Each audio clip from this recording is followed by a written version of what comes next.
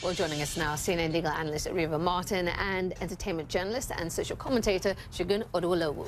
Also with us here in Los Angeles, CNN political commentators, Democratic strategist Dave Jacobson and Republican consultant John Thomas. Okay, a lot of criticism of this second go by the president at condemning the violence in Virginia. Here's part of an editorial from the New York Times. We should also note that he began his brief statement on Monday by congratulating himself on the American economy and implicitly taking credit for what he said were 1 million new jobs.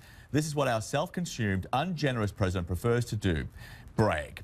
He thumps his chest when he should be on his knees. Segun, some of the president's supporters say even if he was on his knees, that still would not be enough for his critics. No, well, it's not about whether or not he would be on his knees and that's enough for his critics. I don't like liars, and I find him to be a disreputable liar. And this goes to John again, who I think very highly of, and I respect his intelligence, but we disagree on this Trump and this Republican issue very strongly. I invite anyone watching right now to go to Twitter and look at Donald Trump's Twitter, the real Donald J. Trump, where he retweets an alt-right contributor, Jack Posobiec, and I apologize if I mispronounce his name. You cannot separate the alt-right from the GOP, and the head of the GOP right now is the president. So when that alt-right is marching with neo-Nazis and the Confederate flag is being marched side by side with the Nazi flag, I don't need him to crawl on his knees. I want right-minded thinking. I want smart conservatives to disavow this man and disavow what they've done to their party. John, you want to reply?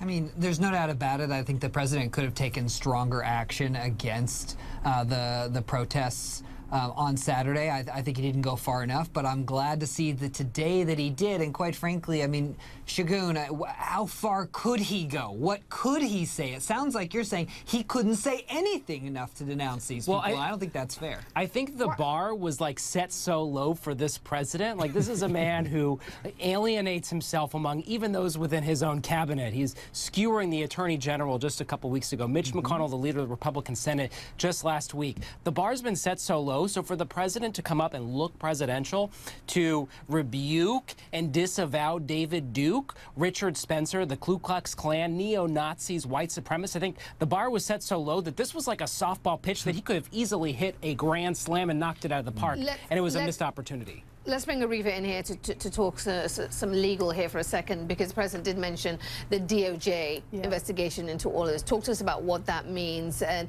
you know, if going down a federal hate crimes road versus what we have right now, second-degree murder. Yeah, I think Jeff Sessions, the Attorney General, has the same problem that Donald Trump has. And it's not about what they say, it's about what they do.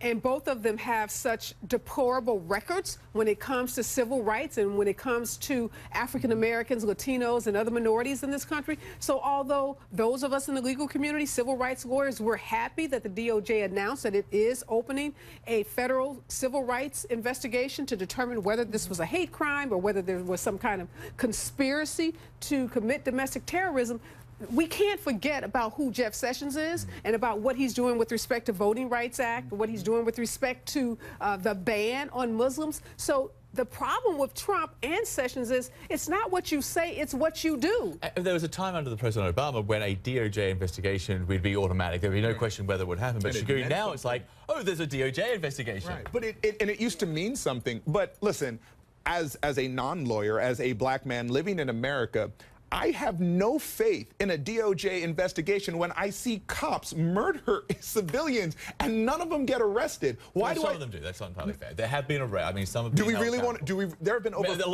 500 shootings. But my point is, why would a regular civilian, a regular citizen, watching in their town, people march across and a man plow through protesters? Why would we think that they're going to face any type of real legal responsibility or culpability? This is how far we've sunk. I have to put that to John. John, is that fair in your view not to have any faith in the DOJ investigation?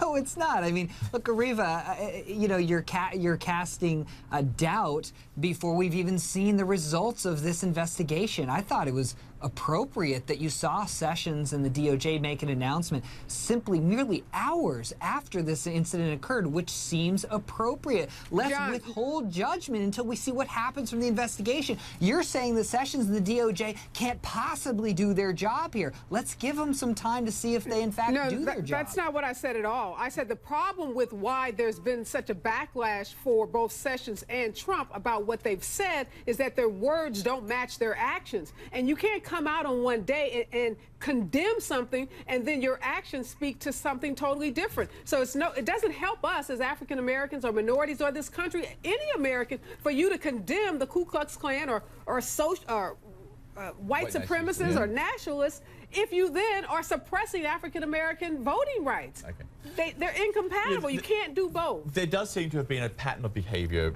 within this White House over the last 6 months. And an interesting point is the White House website, it archives the public appearances and speeches of the president. Let's take a look. This is August 12th. President Trump signs the Veterans Affairs Choice and Quality Employment Act. August 14th, signs memorandum addressing China's intellectual property laws. Also August 14th, President Trump delivers a statement. It doesn't say what that statement is about, just completely blank. The statement, obviously, it should read, President Trump delivers a statement condemning neo-Nazis, racists, the Ku Klux Klan. That would be so simple. But, so, Dave, to you, is that an innocent omission, or is this just, part of a, bigger trend that we're seeing in the White House?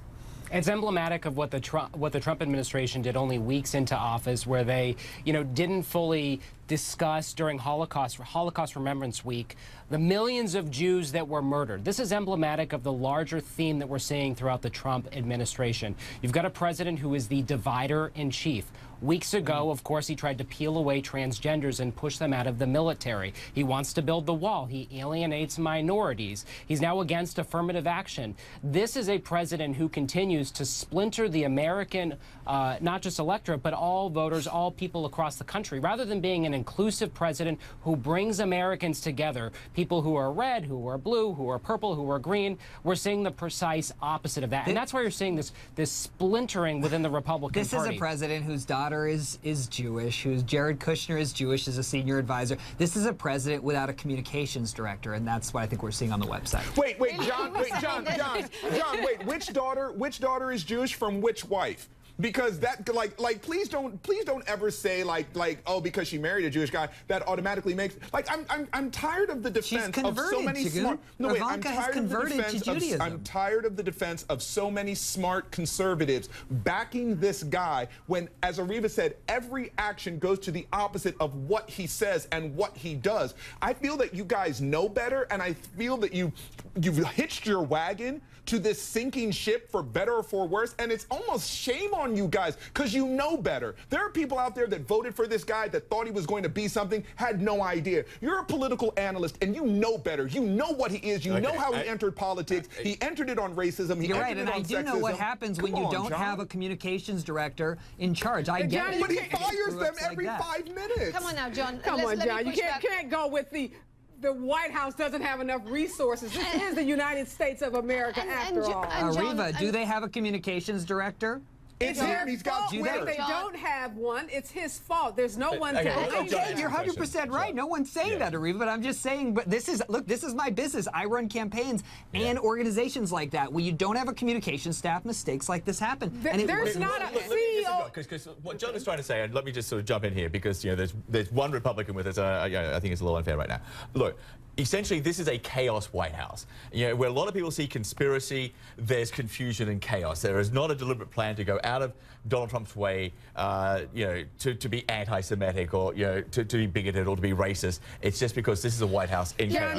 John, let me say this. No, let me say this. Okay. I do feel like there is a moment where sometimes there's a little bit of double speak at play, because on the one hand, most times I hear strategists laud President Trump for his communication instincts, that he's a great communicator, he knows what to say, he always has the right thing to say, he always knows the right words to come out.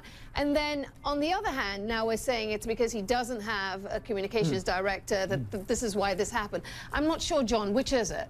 Is he a communications maestro, or isn't he? Yeah, I mean, I'm the strategist that says he isn't. In fact, it's the opposite. I think his actions are generally better than his words. Okay, well, let's move on. Let's take a quick look at the job approval rating for the president. This is the Gallup poll. It came out at 34% approval, 61% disapproval. You know, and Dave, this poll was taken 3 days ending Sunday. So at least some of those who took part in this survey did not know what had happened in Virginia, did not know the controversy surrounding the president's initial remarks. I'd be surprised if the numbers don't continue to tick downwards. I mean, this is a historical low, of course. It's unprecedented to have a president who's still within his first year to have this unbelievably low number. But I think it's emblematic of the fact that Donald Trump has failed to deliver not just anything as commander-in-chief, but he hasn't actually delivered on anything he's promised in terms of his platform for his constituents or his supporters, right? And you're seeing this growing rift within Republican leadership. Like I said earlier, skewering Mitch McConnell, the leader of the Senate the other day, for not passing a repeal and replace of Obamacare. That's partially on the president to blame. And I think you're seeing, whether it's the wall, whether it's not labeling China as a currency manipulator, or scores of other issues. I think the fact that the president has continued to deliver anything tangible in terms of what he promised the electorate, I think he's starting to turn off a lot of the supporters, and that's a real danger for the president. But going back to your earlier point, in terms of this poll being taken before, of course, before Saturday, I wouldn't be surprised if it tips even lower into the very low 30s, perhaps 31, 32. John, do you have that same fear that it will continue to drop? Yeah, I actually wouldn't be surprised. I think Dave and I are going to agree here that Trump, while I think he has had some victories, by and large, he hasn't had any legislative victories on his agenda that he promised to Americans. Sorry, but one thing we should note is that he's about 10 points higher than Richard Nixon when the day he resigned, according to this poll. Right. And Nixon actually said, I am not a crook. And John keeps trying to tell me that this guy is not a racist or a bigot, yet Bannon is one of his chief advisors and sits next to him, who is the editor of an alt-right. Okay. Come on, like John. Last word to John, very quickly. Yeah, John, you get the last word. I don't buy it. Just say you agree with us, John. Make it easy on yourself. I can't agree with you on this. Donald Trump is not a racist. His base is not filled with racists, as much as you guys would like to believe that. That's not the case. And I think Bannon's not long for this administration. I think the larger issue, though, is the polling trends. Last week, Quinnipiac put out a poll with 33%. CNN had a poll in the mid-30s. I think you're going to see this downward trend continue. Let's leave it there. Yes. Okay. Moment of calm. Okay, John. And Ariva. Stop it, Shagun. And Dave and John, thank you all for being here. It's a pleasure. Thank you. Thank you, everyone. We appreciate it. Thank you.